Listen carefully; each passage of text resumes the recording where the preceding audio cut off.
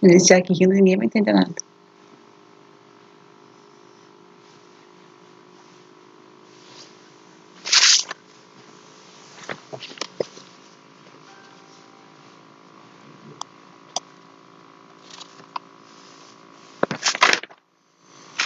Ué, tá legal aí, Paulo?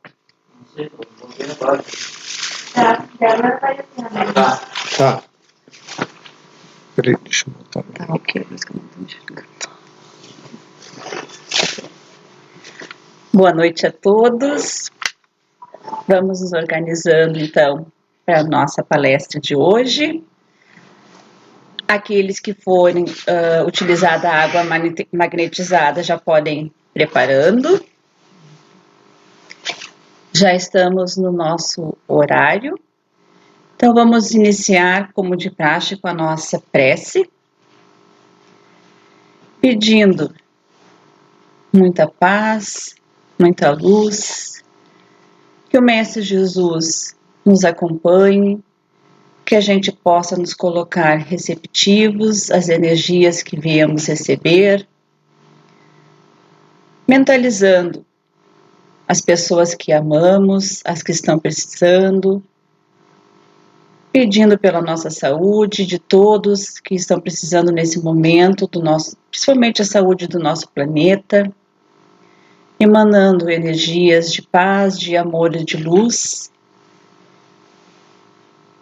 conectados com as energias que viemos buscar para enfrentarmos mais uma semana fortes e confiantes. Iniciamos então os trabalhos desta noite. O nosso palestrante hoje é o Luiz Carlos e ele vai nos falar sobre o Evangelho segundo o Espiritismo, capítulo 25, Buscais e achareis. Ajuda-te a ti mesmo e o céu te ajudará. Boa palestra, Luiz.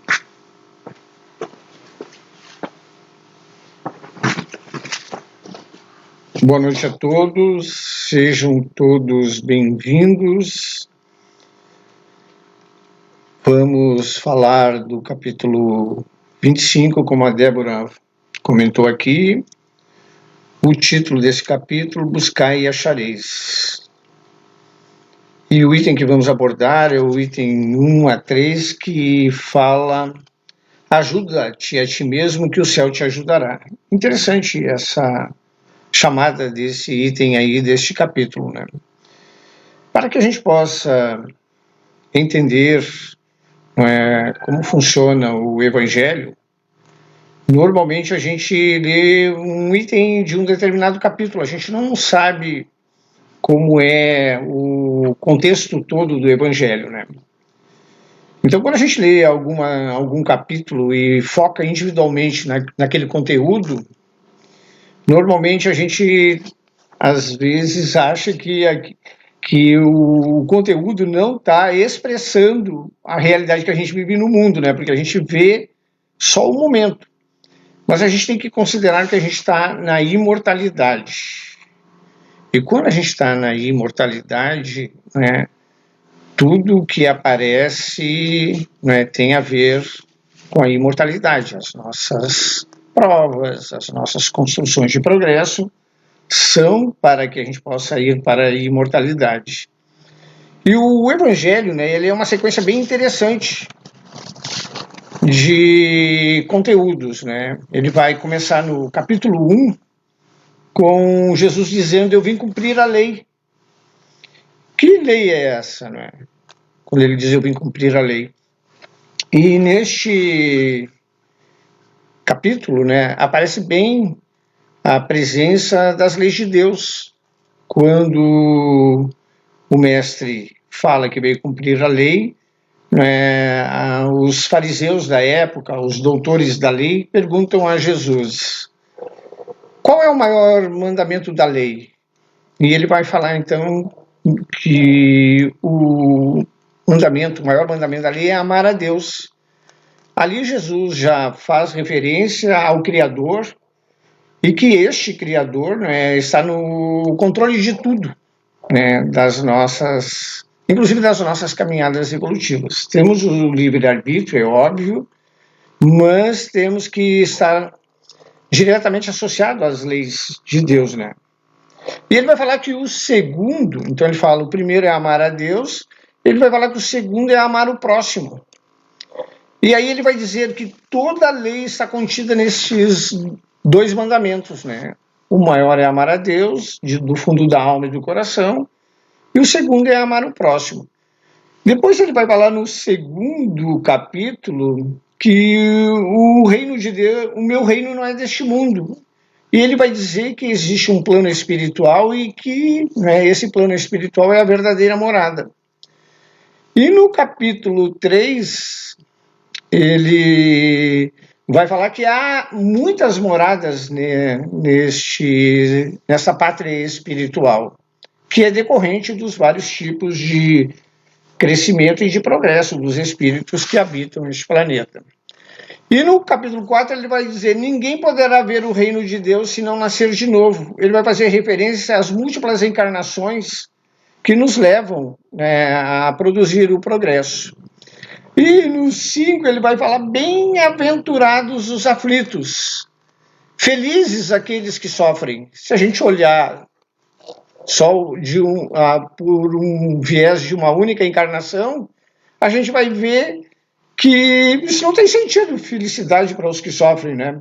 Mas quando a gente enxerga a imortalidade, ali está a presença, não é, das várias infrações que a gente comete, né, nessa caminhada evolutiva, saindo do reino animal até chegar a espíritos puros.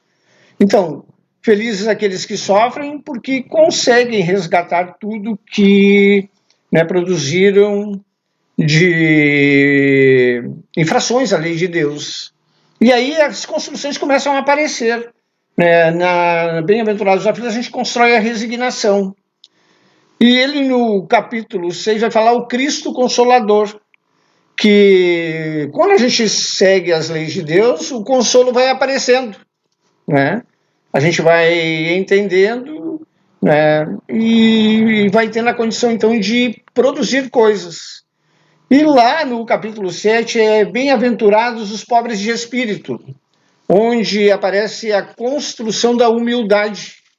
Então, resignado com o Criador, humilde nas provas, e aí no 8º ele vai falar bem-aventurados os puros de coração, e aí começa a aparecer a pureza de coração. Observem a caminhada, né? Começa a aparecer a pureza de coração. Depois, no 9º, vai aparecer os mansos e pacíficos, aqueles que têm a mansuetude e a paciência, vão então, né, tendo uma condição melhor de superando provas. E lá no capítulo 9 ou 10, deixa eu só confirmar, acho que é no 10, no capítulo 10, que é bem-aventurados os misericordiosos, onde a gente começa a enxergar aqueles que estão em prova com a misericórdia.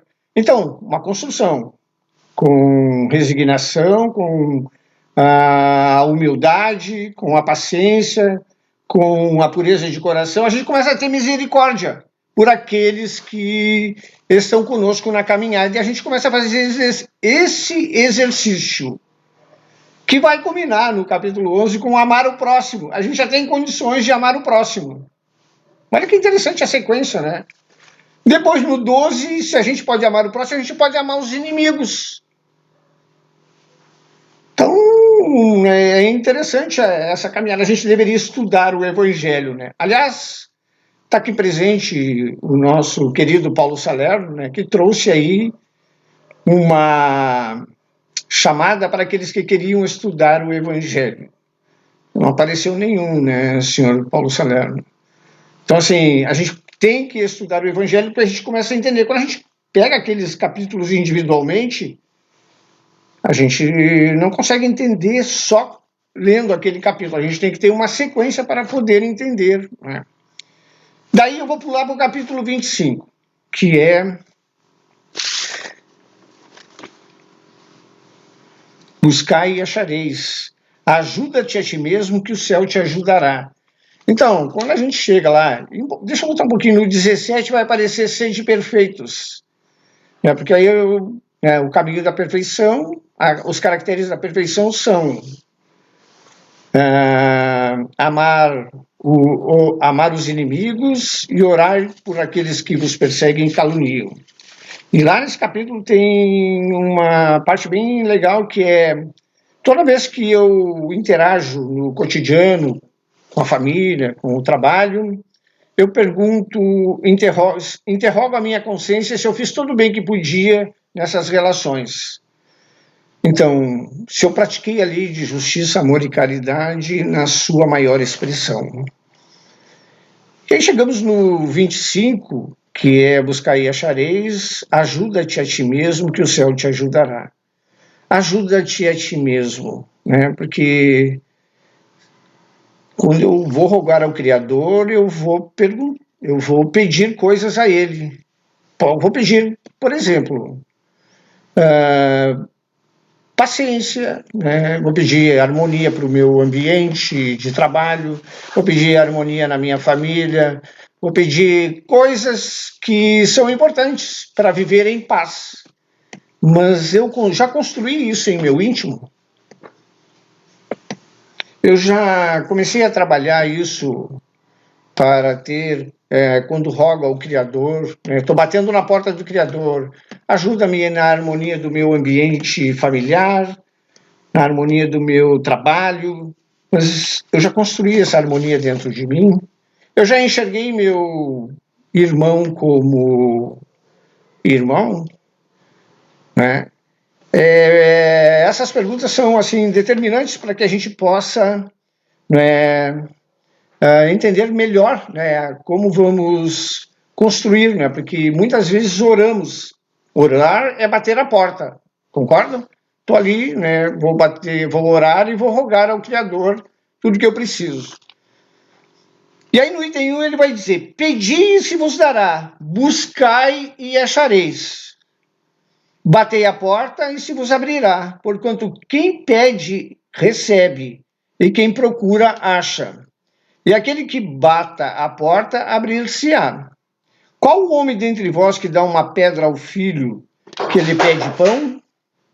Ou se pedir um peixe, dar-lhe-á uma serpente? Ora, sendo maus como sois, sabeis dar boas coisas aos vossos filhos. Não é lógico que, com mais forte razão, vosso Pai, que está nos céus, dê os bens verdadeiros aos que lhes pedirem? Então, ele faz uma pequena comparação, né? Nós, habitantes do plano de provas e expiação, que a característica é a perversidade dos homens e a inclemência da natureza, né? Os habitantes deste planeta são assim. E mesmo assim a gente cuida dos nossos filhos, né? Com todas essas imperfeições que ainda temos, e não abandona nenhum filho. Agora, o Criador, que é o do universo, né? Ele deixaria alguma coisa faltar para a gente? Não, né? O Criador, desde que, como eu falei, ele está nos enxergando na imortalidade, né? Tá ali, a gente quer que os nossos filhos às vezes cheguem a profissionais, né? Eles têm que cumprir uma caminhada pelos bancos escolares. Eles não saem da infância para, né, ser um profissional. Eles têm que percorrer cada etapa de progresso. É assim que Deus nos vê na caminhada evolutiva, né? Nós já queremos dar saltos. E esses saltos, às vezes, não são possíveis, não é? Depois, no item 2, ele vai dizer o seguinte, do ponto de vista terreno, a máxima buscai e achareis é análoga a esta outra. Ajuda-te a ti mesmo, que o céu te ajudará. É o princípio da lei do trabalho e, por conseguinte, da lei do progresso, porquanto o progresso é filho do trabalho, visto que este põe em ação as forças da inteligência. Então está aí a caminhada evolutiva que a gente fez um relato até o capítulo 12, né? Que a gente precisa construir coisas para que a gente possa subir na ordem dos espíritos, né? Tem lá os espíritos puros, os de segunda ordem e os de terceira ordem, né? Os que habitam este planeta são espíritos de terceira ordem. Uma das características é não conhecer Deus. Tem uma vaga noção de Deus, né? Quando a gente começa a entender melhor o Criador, a gente começa a perceber a imortalidade, né? Como lidamos com as nossas provas. E quando oramos a esse Criador, ele certamente vai nos ajudar e nos atender de forma plena. Mas aqui, né, a lei do trabalho e a lei do progresso. Trabalhamos para construir em nós um mundo melhor. O planeta, a gente sabe que está numa transição deste plano de provas e expiação para a regeneração. Mas a regeneração não está fora. A regeneração tem que estar dentro da gente. E a gente tem que fazer um movimento para que ela pule para fora. O que é pular para fora? É quando a gente começa a contagiar. Eu, com a minha mudança, começo a produzir nos lugares por onde circulo todas as condições que é preciso para esses ambientes. Então, eu trabalho para me melhorar e esse trabalho ele tem que estar alinhado com as leis de Deus. Amar o próximo, amar a Deus do fundo da alma e do coração e amar o próximo como se fosse a nós mesmos. Essa condição nos dá as estruturas que a gente precisa para enfrentar as provas e então fazer as construções que a gente precisa. Porque é só na prova que a gente vai fixar em nós, espíritos, aquilo que a gente precisa para se admitir num plano maior. A gente vai poder, então, ir para como na escola, tem a sequência ali de etapas que a gente tem, desde a entrada nos primeiros anos da escola, nas primeiras séries, até chegar a nível científico, até ser cientistas no planeta. E essa caminhada, ela passa por construções, a gente tem que adquirir a condição para passar para o próximo nível. Aqui, a gente está no plano de provas e expiação, mas para passar para o próximo nível, a gente tem que ter as estruturas necessárias. A pureza de coração, a humildade, resignação, a paciência e a mansuetude, amar. Quando a gente está com essa condição, a gente já tem a condição de amar o próximo, de entender o próximo. Que eram os exemplos que mais Jesus nos trouxe quando na sua pregação. Todos que chegavam a ele, ele atendia, e olha o respeito, ele sempre perguntava: o que tu queres que eu te faça? Ele sabia tudo que aquele ser estava passando ali, mas ele perguntava: o que tu queres de mim? Eu quero enxergar. Pronto, agora vai e não peca mais. O que é o vai e não peca mais? Faz reflexões sobre a tua conduta, sobre a tua caminhada evolutiva e veja o que está perturbando para te chegar nesse estado. Normalmente as nossas dores, elas são decorrentes de infrações às leis de Deus. Está lá no Evangelho, não fica um ceitil só, isto é, um centavinho só, sem pagar. E não está fora esse pagamento, está dentro, não é? Quando o mestre está falando que não fica um centavinho sem pagar, é nós, porque as leis de Deus estão fixadas na nossa consciência. E é nós mesmos que vamos nos cobrar. É nós mesmos que não deixamos pagar, que não deixamos ficar, não queremos ficar devendo. Curioso isso, Porque quando a gente fala, não fica um centavinho só sem pagar pelas leis de Deus, todo mundo acha que o Criador é que está cobrando. Não é o Criador que está cobrando. Somos nós mesmos que, né, inconscientemente nos voluntariamos para pagar essas dívidas aí. Deixa eu ir um pouquinho mais à frente aqui.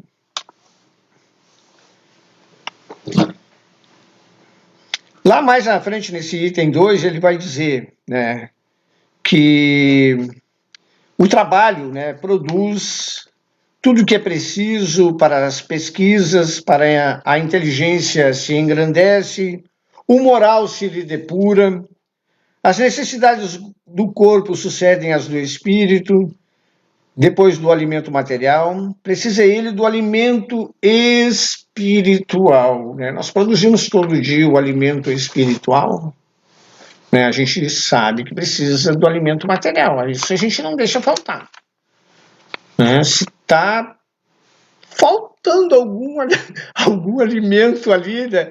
A gente olha lá as reservas materiais, se está faltando alguma coisa, a gente já trata de providenciar para comprar, né?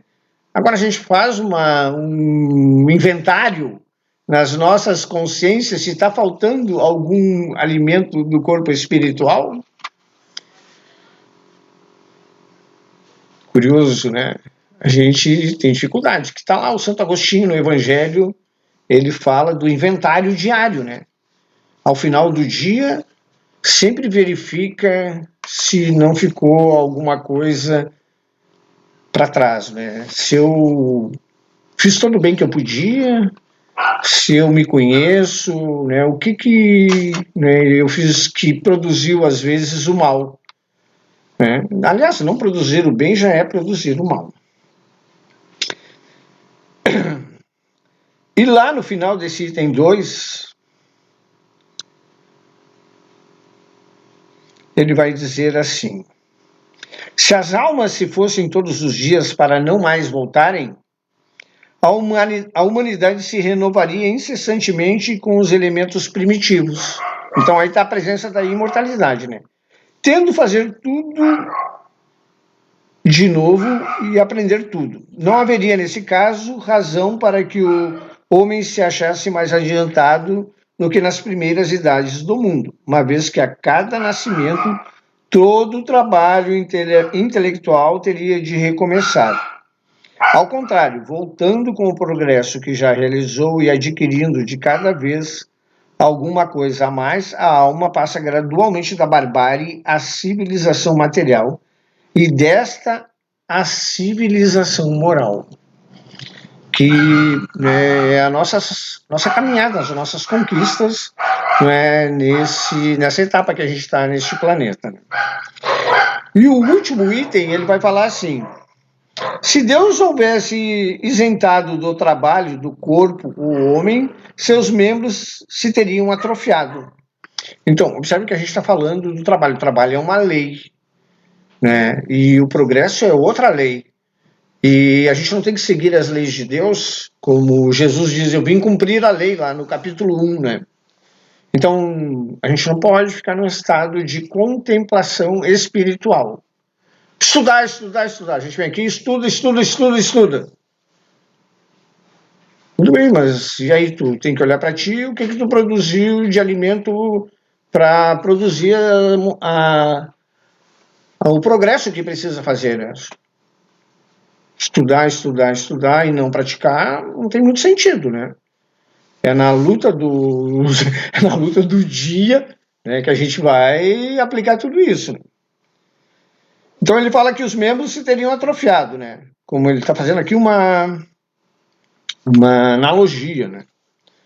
Se o homem houvesse isentado do trabalho da inteligência, seu espírito teria permanecido na infância, no estado de instinto animal. Aliás, esse instinto animal, ele aflora muitas vezes no nosso cotidiano, né? E aí a gente não está fazendo progresso, né? A gente se deixa dominar por instintos, né? Só olha, quem dirige aí, né, no trânsito, alguém fecha, já o bicho pega, né? Ah, agora tu me paga, né? E se lá no coletivo alguém esbarra de uma forma mais forte, o bicho já pega também, né? Porque é delimitação de território, que é do animal, né? Então, se o homem, se o houvesse isentado do trabalho da inteligência, seu espírito teria permanecido na infância no estado de instinto animal. Por isso é que lhe fez do trabalho uma necessidade, ele disse: procura e acharás, trabalha e produzirás. Dessa maneira serás filho das tuas obras. Terás delas o mérito e serás recompensado de acordo com o que hajas feito. Que é o que a gente está falando, né? Ajuda-te a ti mesmo que o céu te ajudará. Então, a gente tem que fazer um movimento para nos melhorarmos e o céu, né, vai ajudar, né? Quando a gente não se melhora, o Criador, né, ele vai abrir portas para a gente. Nem sempre é que a gente gosta. Nem sempre é que a gente quer, né? Às vezes a gente esbraveja contra o Criador e, na verdade, é tudo que a gente precisa. Está lá a família que a gente precisa. A gente pede paciência, sempre tem um na família que para a gente exercitar a paciência. A gente pede condição para perdoar, sempre tem um na família que a gente tem que perdoar, né? Então, assim, não tem nada errado na casa de meu pai. Tudo está bem certinho, né? A gente está na família certa, o trabalho certo, a casa espírita certa, o bairro certo, a companheira certa, o companheiro certo, os filhos certos, né? Isso tudo combinado previamente. A gente não vem aqui, né, naquele estado de, né, desconhecimento. A gente vem porque a gente planejou tudo isso, né? A gente está, né, na condição para a gente construir tudo que precisa de virtudes. São as virtudes que nos levarão a espíritos mais elevados. Por enquanto, essas virtudes elas estão presentes em nós em estado latente, né? Estão ainda, a gente precisa fazer elas desabrocharem. E elas só vão, né, desabrochar com o nosso exercício, né? Por isso, vamos seguir a primeira lei do Criador, entender que Ele está no comando de tudo. Se a gente entende que Ele está no comando de tudo, a gente, então, começa a amar, né? Porque a gente começa a se resignar com as etapas de progresso que o Criador está nos reservando. E depois o próximo, né? O próximo sempre está mais próximo da gente, né? Aqui a mais próxima a mim é a Débora, né? Então, assim, com ela é que eu vou passar. A Débora é tranquilo para passar aqui na Casa Espírita, ela deixou o tridente lá no portão e vestiu as asinhas, né? Então, aqui ela não vai causar nenhum transtorno para mim. A gente está no fim aí, Débora? Sim. Tá, vou passar para ela aqui. Bom, depois desta palestra, nós não podemos mais nos considerarmos tão ignorantes assim em relação às leis de Deus. Já temos bastante material para começarmos a nos melhorarmos. Sendo assim, vamos nos colocar então receptivos para as nossas energias que viemos buscar nesta noite. Querido Pai Maior, Mestre Jesus, ajuda-nos a nos tornarmos pessoas melhores, resignadas, que possamos aprender a nos perdoar, a perdoar o nosso próximo, nos tornando mais amáveis, caridosos, servindo ao nosso próximo, melhorando as nossas atitudes, os nossos pensamentos, conseguindo assim nos mantermos mais serenos, mais tranquilos, apaziguando as nossas sensações, os nossos instintos, nos colocando receptivos às energias de amor, de paz, de luz, fazendo que possamos, dia a dia, nos transformar em pessoas melhores, conscientes de que todos os atos que fazemos para nos melhorarmos, melhoramos todos aqueles que estão em volta de nós. As nossas energias emanam, mesmo que nós não façamos através de palavras ou de atitudes, se nos melhorarmos, todos estarão melhorando também. Que a gente comece a olharmos mais para nós, entendendo que todas as mudanças que queremos, aqueles que estão próximos de nós, começam conosco.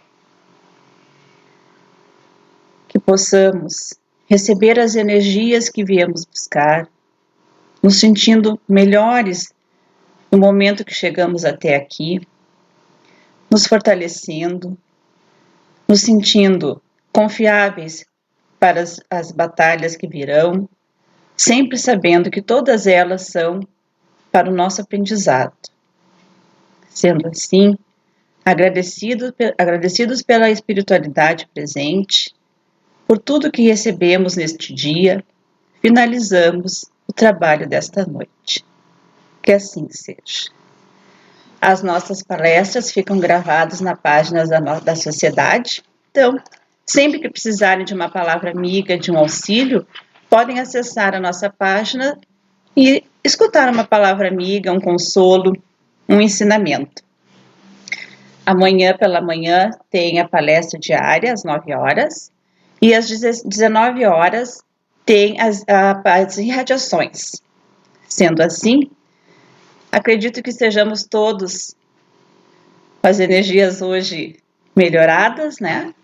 E agradecemos, então, pelo trabalho de todos. Obrigada. Porque é um trabalho de todos, né? Está todo mundo com energia, de todos. Luiz, eu comprei uma webcam e tentei conectar no meu notebook e não funcionou. Não? Não sei porquê. Na verdade, eu uso aqui o OBS, que é essa ferramenta aqui. Vem aqui, Jane, pro lado de cá.